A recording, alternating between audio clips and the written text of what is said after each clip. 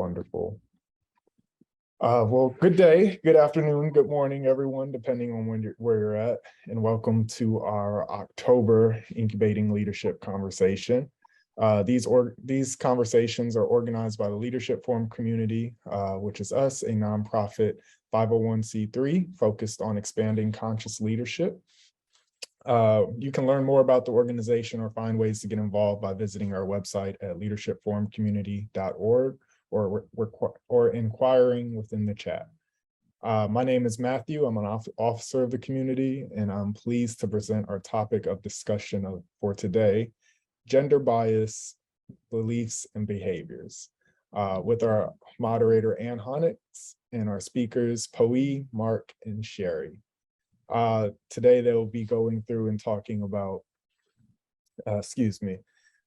introducing information on how we all form biases and how they can become a limited force in our culture.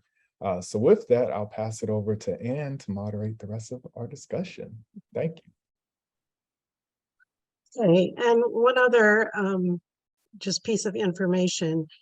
The meeting invite itself was set for an hour and a half, yet in the advertising, this was an hour-long session, so we will cover all the material in the hour. We'll stay on for an extra few minutes, 30 minutes, whatever it takes for anyone who wants to discuss further. So just to clarify that. So this session is being presented by the Women in Leadership Lab, and that lab started in 2021 after our LFC Summit. Crystal Clay, who leads this lab, and I happened to discover that we were reading the same book, and that book is The End of Bias by Jessica Nordell. We started to talk with our lab members about what this book revealed about gender bias and bias in general. And as that discussion progressed, we wanted to share what we had learned to generate discussion with a broader audience. Hence, we're here today with all of you. This is a two-part series. Today, we'll introduce information on how we all form biases and how they can become a limiting force in our culture. In November, we'll have part 2 titled Deep Work, Changing Our Biased Brains. And that will focus on how we move beyond our inherent gender biases to create change in our work environments and in our culture. To start the discussion, we'll share some points regarding how humans develop bias, and in particular gender bias. And then we'll have a panel discussion regarding the topic. We're fortunate to have 3 thoughtful panelists with us, as Matthew mentioned, Sherry Welsh, Poyee Chiu, and Mark DeFee. Then it will be your turn to discuss your thoughts in breakout rooms. As you listen, please note down things that stand out for you and think about how you have internalized gender stereotypes. So we'll start out with some information about bias itself. Bias is a personal preference. It's a like or a dislike. And bias is something that colors our view of the world. It drives our behavior, often without our conscious awareness. Bias is the root of all of our stereotypes and prejudices that impact how we live together. What we all need to understand is that generating biases is a natural and essential process for our brains, so we can make sense of the world. Creating bias starts with categorization of information. And as we encounter the world, we determine what characteristics are alike and different. And then we determine our preference for a certain category or group of characteristics. We can't really function without categorizing information. The amount of information that we take in each second would become overwhelming if we couldn't categorize and take shortcuts to determine what to attend to at the moment. Once we have categorized the information and developed a bias or preference, our brains then use that bias to drive our behaviors. Categorization starts as soon as babies start to take in information. Visions of mommy and daddy faces are generally associated with comfort and food. Clothing removal might mean feeling cold, but it also might mean getting a dry bottom. Fairly quickly, you start to gain preferences and biases associated with the activity around you. Children learn to make distinctions based upon the language and behavior of those around them. Is this food or not food? Is it pleasurable or not? What behaviors get the desired response? The only way to make sense of the world is to categorize information. We not only learn to categorize, but we start to attach value to the categories and develop preferences. Children learn gender cues very early. In most cultures, mommies and daddies interact differently with their newborns and young children based upon gender. Once we get out into the world, those roles are more strongly reinforced. In a study done with preschoolers, something as simple as a preschool teacher saying good morning, boys and girls, sets up a categorization within the brains of young children. Aha, there's a difference between boys and girls. What is the difference? Then the brain sets about attributing characteristics to boys and girls. Girls wear pink and purple. I have purple on today. What? So boys wear blue and red. Girls like dolls, boys like trucks. These categories grow into stereotypes so that we expect all boys and all girls to conform to our preconceived notions. A stereotype is a preconceived idea that attributes certain characteristics to all members of a group or set. For example, the statement, boys are better at soccer than girls. Stereotypes created as our biases become reinforced through our experiences. As we are exposed to more girls and boys and see how they play soccer, our stereotype is either reinforced or discarded. Stereotypes are not useful when they're unfairly imposing expectations on all members of a group. So if a coach holds this stereotype, they will not have the same expectations of the girls' team as they would for a boys' team. In addition to our own experiences, the culture around us contributes to our category definitions and stereotypes. When our culture dictates the judgments we make concerning stereotypes, we can run into trouble. If we had never seen boys or girls play soccer and assess their skills, we could still unfairly hold this stereotype from hearing others talk or from what we read or see in the media. The problem is that once our brains set up these shortcuts, they get used and reinforced regularly, and they become an automatic way of thinking that drives our thought processes and our behavior. They become habits. When we see a person with female characteristics, we automatically associate a set of beliefs and expectations with that person, whether we want to or not. The brain just takes over. And this is why simply attending diversity and inclusion training doesn't work. We have these patterns set up in our brains. We also need to recognize that biases and stereotypes not only dictate how we view others and set expectations for others, our biases dictate how we view ourselves and how we act in accordance with the beliefs that are constructed through that bias. Having been told to be a good little girl, to be quiet and sit still, does a girl place herself in a less assertive and subservient role? Has a boy internalized being told, don't cry, be strong, be tough? Biases are not inherently bad. Remember, they're just personal preferences on categories, but they can be very destructive when value is attached to them, and they lead to stereotypes and prejudices that unconsciously drive our behavior. Are the characteristics of boys valued more than those of girls? Are girls better than boys or boys better than girls? This doesn't just affect individuals. Bias and stereotyping limit society as a whole when talents are not fully realized and utilized.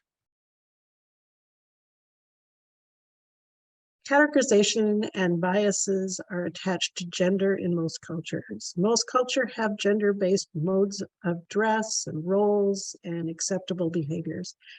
When people don't fit into that culturally defined mold, it makes others uncomfortable and they face resistance and disapproval.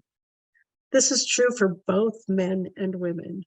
Gender biases affect boys and men by the expectations that are placed on them to behave in a certain way or do certain types of jobs.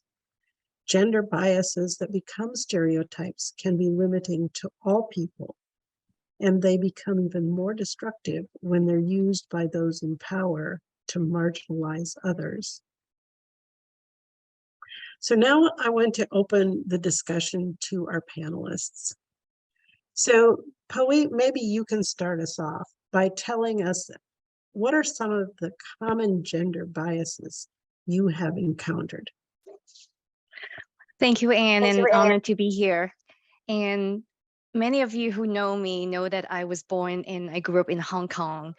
And I really appreciate this opportunity to be here because it really helped me reflect back on my own life and own career and how I might be affected by gender biases and how I might subconsciously have gender biases of my own. And so looking back as a child, I actually really didn't understand gender inequity or gender biases. But I know that being born a girl, I sometimes get treated very differently than a boy. And I have a brother and I have boy cousins, a lot of them in my life. And how I noticed that gender inequity or gender biases exist is mainly coming from two things in my life. One thing is that I realized my mom really tries to make things equal for me and my brother all the time so that I have the same thing. And I later realized that she really wants to do this to make sure that I'm never being treated as less than somebody else who is a boy. And I think that was a lot based on her own experience growing up. And it's from this realization that made me realize that I am a girl and that there is something different about that. And it's really interesting, that dynamic. And so that's the first thing. And then the second thing is growing up and being in school. I noticed that girls are definitely expected to act more like girls. We were actually told to act like a girl if we're to act more like a girl. And if we're found talking too loud or getting too excited during a sports game. I grew up in Hong Kong. I was in secondary school and I vividly remember these experiences, to be told to act more like a girl. And even remembering the idea that, girls actually put in home economic classes while all the boys get to be in machine work and woodworking.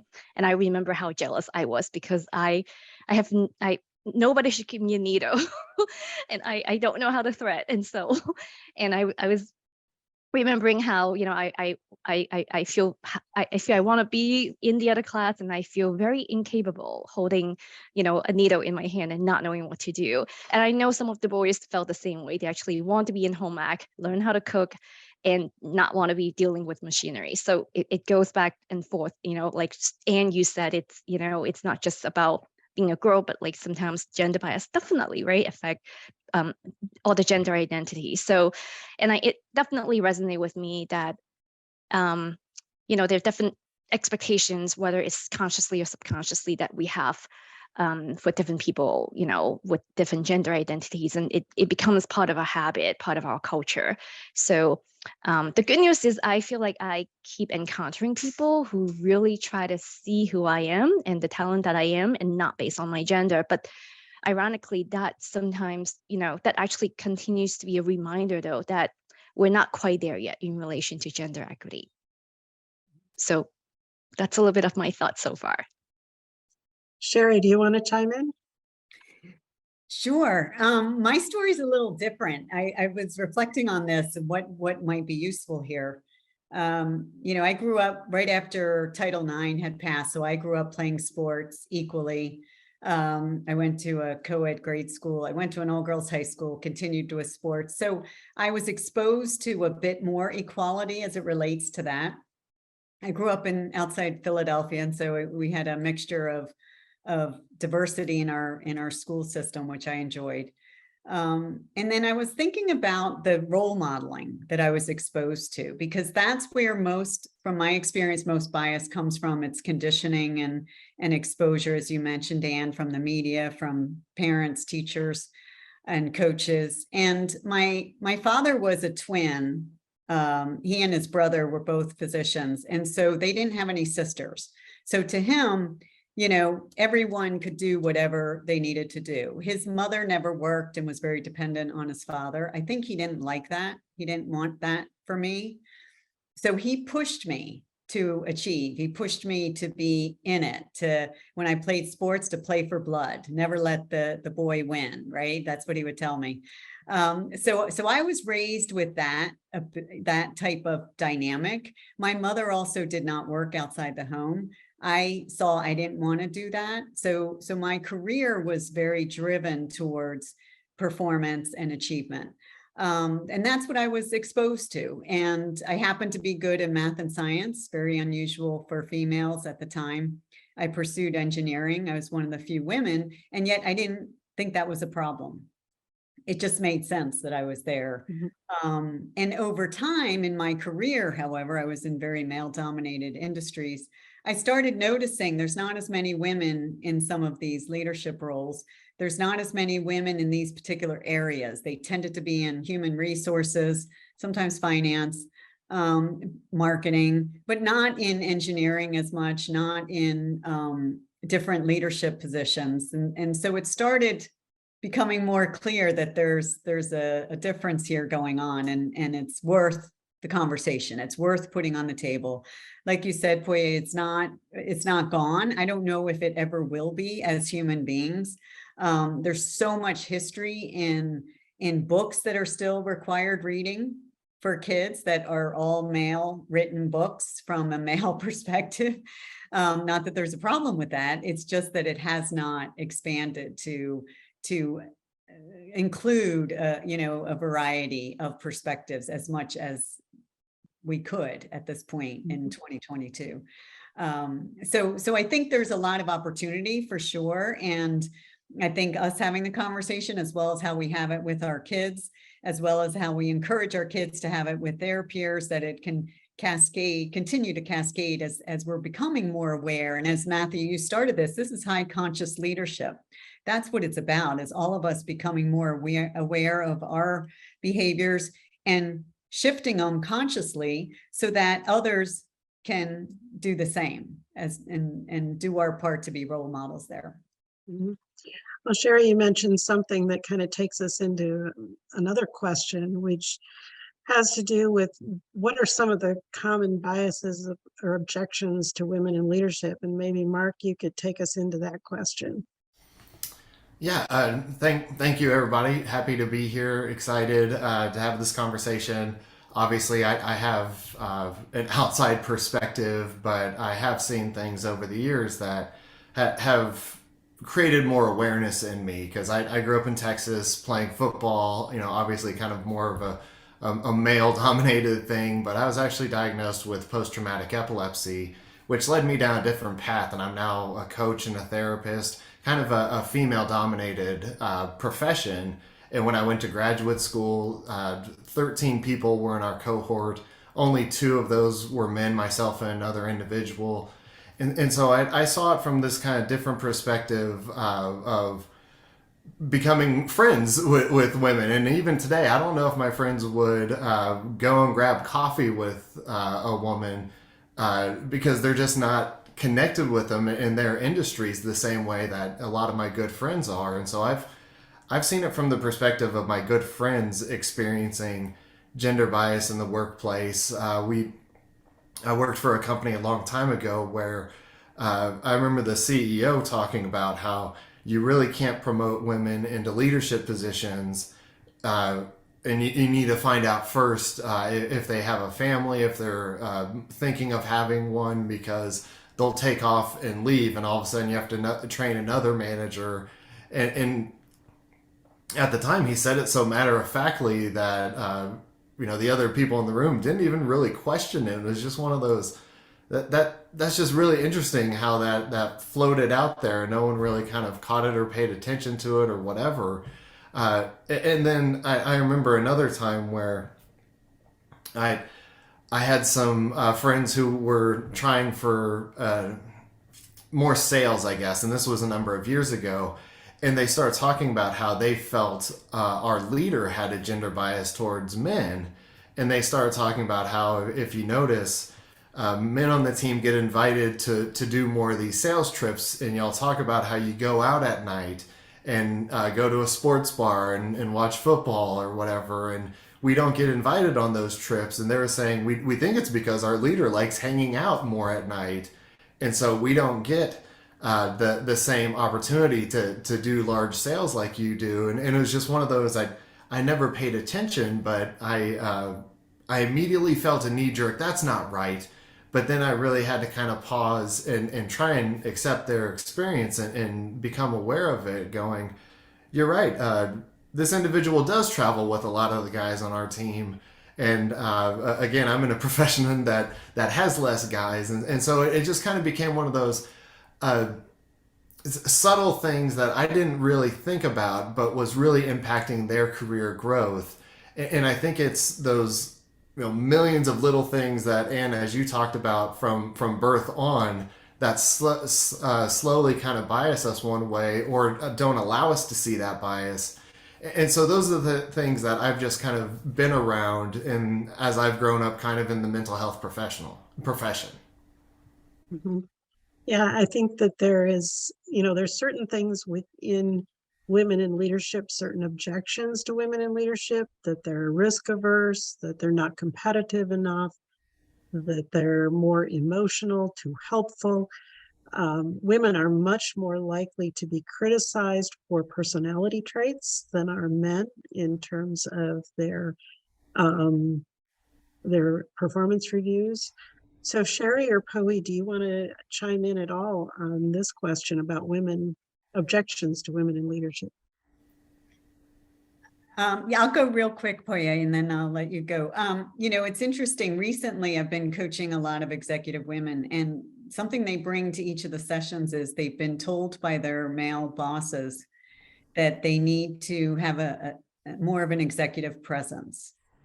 And that phrase has me cringe in so many ways. So what it is them being told that they need to be more like the men in the room. They need to just speak up. They need to be, in their face. They need to be on it. And so the women who are operating differently in the room, some may behave that way, but the executive presence category or descriptor is saying, you're not like me, and you need to be like me in order to be considered an executive.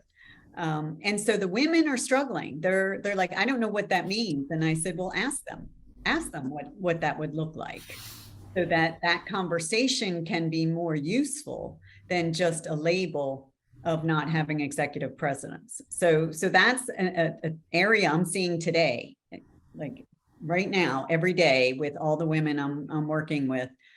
It comes up repeatedly. So I think that's something we want to shift, is eliminating that phrase and having the leadership stance. What does that look like? Because every single leader has a unique way of operating, of being present, of contributing, of having an impact, whether they're male or female, it doesn't matter.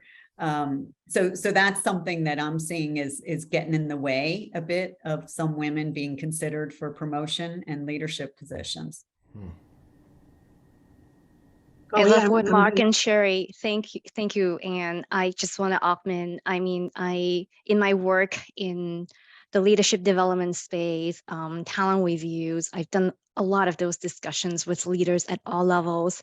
I have to say, I was fortunate to work with leaders and organizations who were very conscious of the fact that we can have biases in a talent review. And one quick story here, it kind of reinforced what Mark and Sherry is saying, but it also revealed that we have the opportunity to really take action. And this story has to do with, in one talent review, I still remember it vividly. We were discussing the potential of giving a female employee a very visible leadership opportunity for a project. But then one of the male leaders in the room said something that made us all pause. And he said, well, maybe we shouldn't do that at this time because this employee is about to go on parental leave and she might decide not to come back. And again, his intention might be trying to be helpful, but he didn't realize the impact, right, that it could have on someone's career. So fortunately, in the room, there was a lot of trust among this leadership team. And a female leader jumped in and said, you know what, let's really think about this, because would this even come up as a point if the person we're talking about is a man? And all of a sudden, in the room, everybody realized, wow, like we were about to walk into making a decision that's biased, because we are treating someone very differently. And if we were just to, if we were here the except circumstance, but if the person is not a woman, we would have made that decision very differently.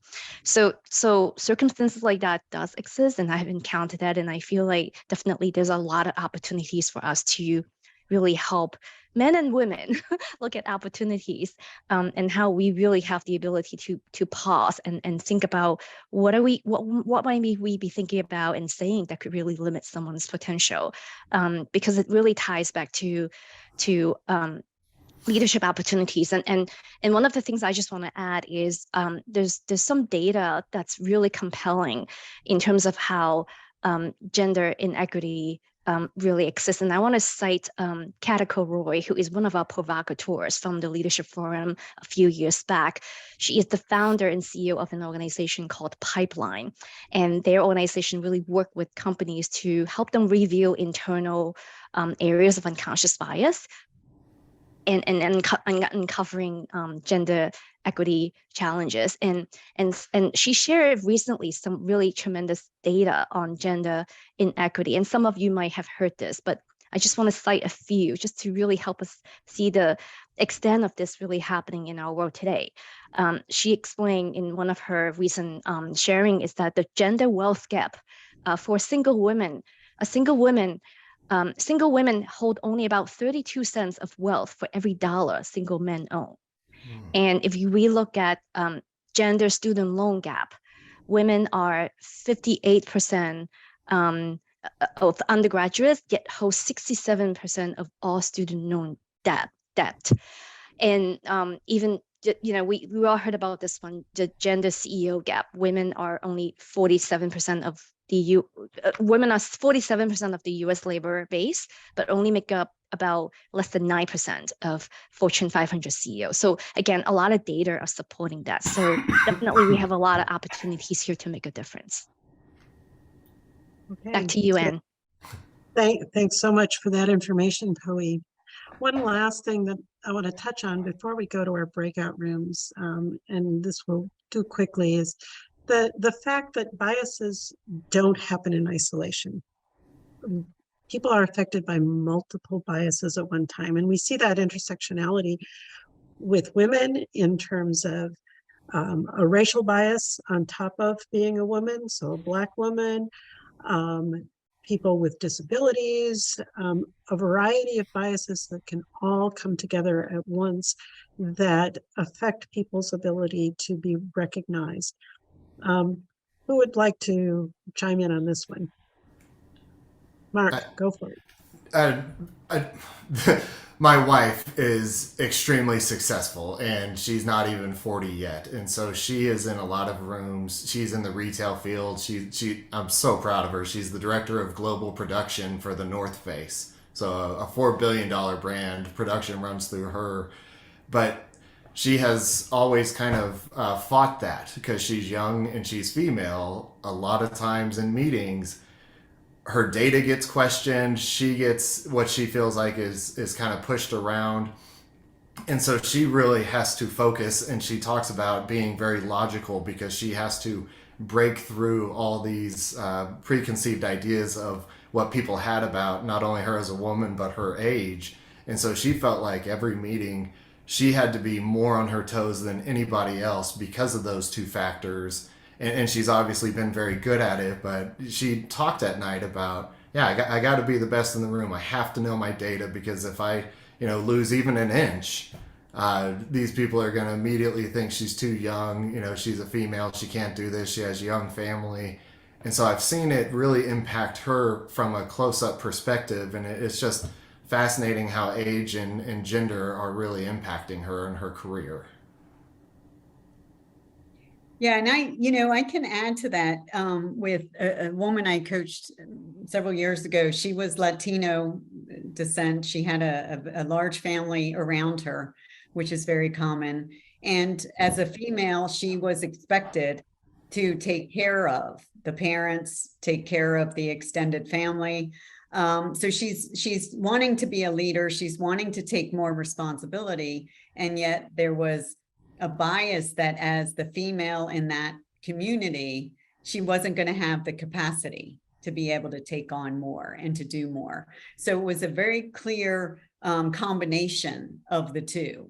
And I watched it play out in this team that had other, demographic backgrounds for women, and they were not considered to not have the capacity. It was very interesting. So I do believe that, the exposure, the stories that we carry on of different cultures and what they're expected to do, what they're not expected to do, who's allowed, who's at the subservient side of it, is something. It's about changing the story and getting new, fresh stories in circulation instead of continuing to default to the old historical situation. Could be true from history, but it doesn't have to continue today. So.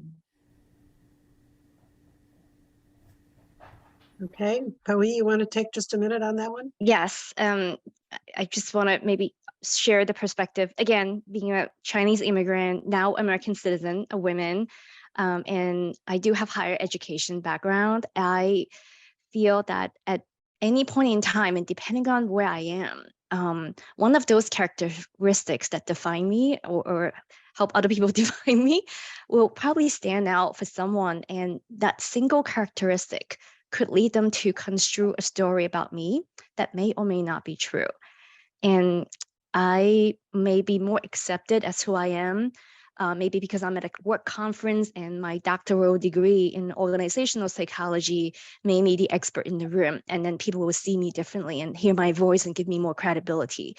But if I'm someplace else, maybe I'm at a shopping mall in my baseball cap and T-shirt and jeans, very different context. I may project very different identities. Even I may have unconscious bias myself that might make me act very differently, that might allow other people to experience me very differently. And all of those perception and interpretations can basically lead to very different actions and interactions. So just really taking time, I guess, reflecting on a lot of this is to really get to know people and not to let any surface understanding take over, I think will really contribute to greater equity for all gender identities.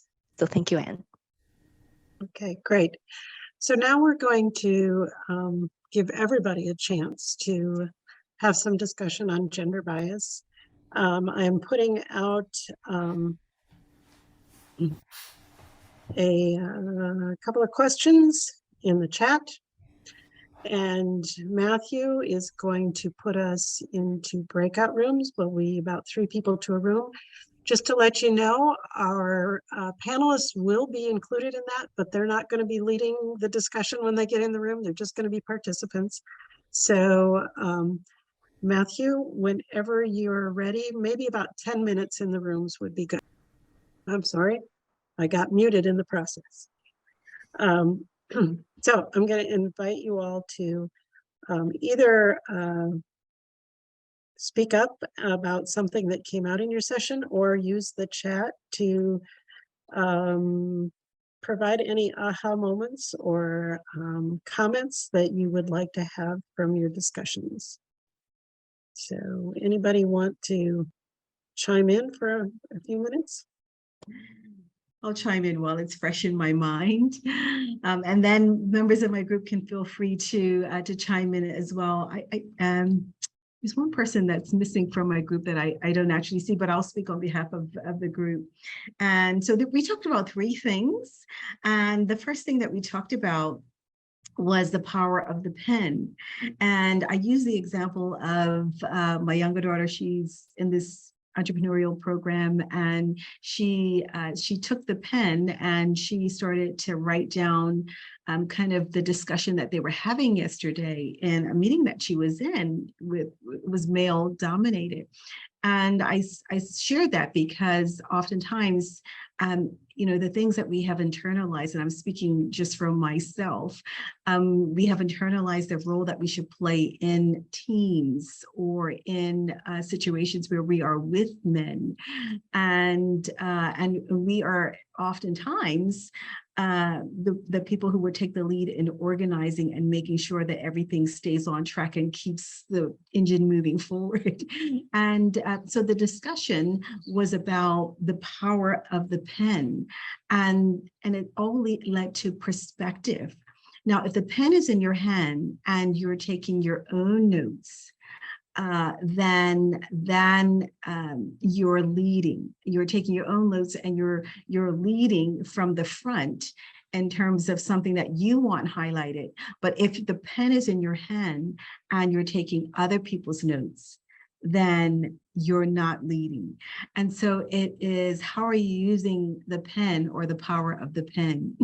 So that was one of the discussions. And the second was the impact of role models. And our person on the team, she had very different experiences. Her grandmother started a union back in the 50s. She talked about, and so she had a very radical view, and she had to have that view because she had to learn to be independent because of different scenarios in their household. And then so she had that view, and then she also had the view of the mother who didn't work. So she had quite a balanced view. And oftentimes it depends on your upbringing and the messaging that you get when you're upbringing. You have a mother who says, don't depend on a man because you can't trust them, that they're going to take care of you. And then that's one perspective. And then if you have a mother who has the same conversation, that different conversation, then it is different. And the third thing we talked about was this new perspective that Mark was sharing about a study from Sweden. And in that study, now the men are much more threatened by the success of women. And they're saying, wait a minute, the women are getting too far ahead. How is it that we can begin to pull that back a little bit and have some balance? I don't know if anybody else, if Mark, if you want to add to that, but those are the three things that we discussed. Interesting. I hadn't heard it that women are getting too far ahead. That's awesome. Yeah, I'll put the article in the chat. It's fascinating. Younger men feeling threatened. Yeah, that's great. Mm-hmm. Yeah, so we talked just a little bit, Tina and I, about what do you do when someone is a boss that has that bias and it's being played out, just like the examples earlier. And we talked about sharing, putting it on the table, and yet it's a delicate balance with, okay, my job's on the line if I call them out. But then I said, well, what I've learned with coaching is to use myself as an example. So then it helped me notice my internal biases, use one as an example to start the conversation. So it's not a in-your-face confrontational one, but a more, I also have biases. I've noticed my own biases. This is an example of one. And at least it opens maybe up the portal for that boss to reflect and say, oh yeah, oh, okay. Instead of it just being ignored and suppressed and avoided or aggressive. So that's what Tina and I talked about. Okay, some great things, and there's some great things showing up in the chat, the link to that study.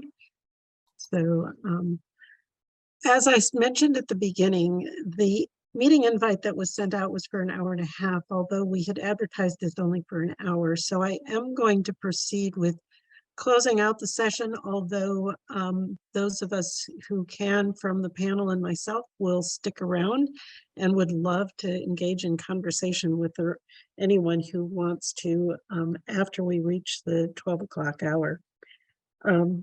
So the objective of today's session was really to raise awareness that we all develop biases, and those things become our stereotypes. These biases are deeply ingrained in who we are, in our behavior. And without our conscious knowledge, they tend to take over. So we need to look for ways to ensure gender bias is not getting in the way of people reaching their full potential.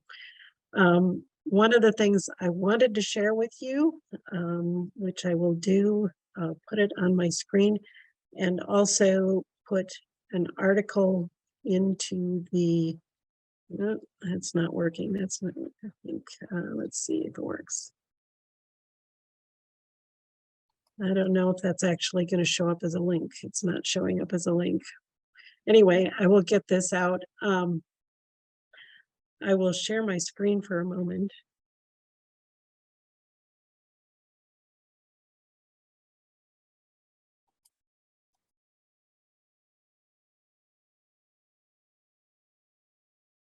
So this comes from an article from the New York Times, and it's a simulation that was put together again by Jessica Nordell. And over a 10-year period, if women's performance is undervalued by only 3%, we can see what happens as the green dots disappear for the women as they move up through the levels, and the purple dots remain.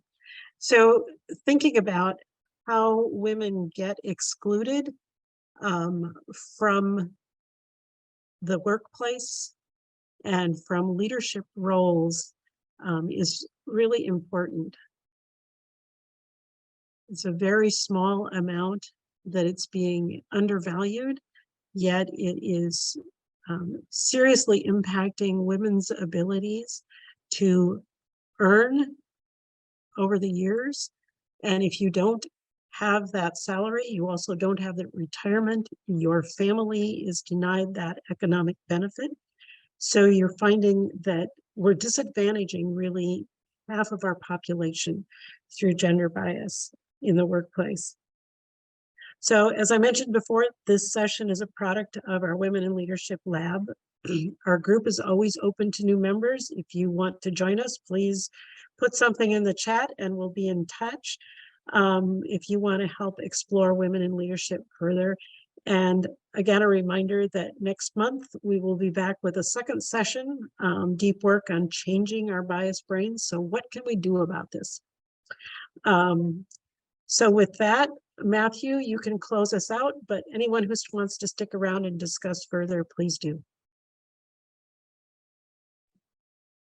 And thanks, Mark, Sherry, and Poyee as well for your great insight and just sharing your perspectives on the topic today.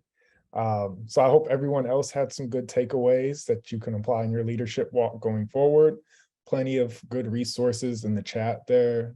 We will save this chat and also just keep it as a reference for anyone that's maybe missing a link or was curious what that one good article was as they're going through as they continue through their leadership journey. Again, if you enjoyed this session and are not on our email list, please feel free to message me directly or share your email with someone in the chat, and we'll make sure to add you onto our newsletter so you could be aware of our next month's ILC and any ILCs going forward after that. So feel free to keep the conversation going with whoever, and we're not kicking you off the Zoom at all. But formally, I wanted to say thank you all for joining, and we'll keep that line open for any further questions, comments, or dialogue that continues to happen.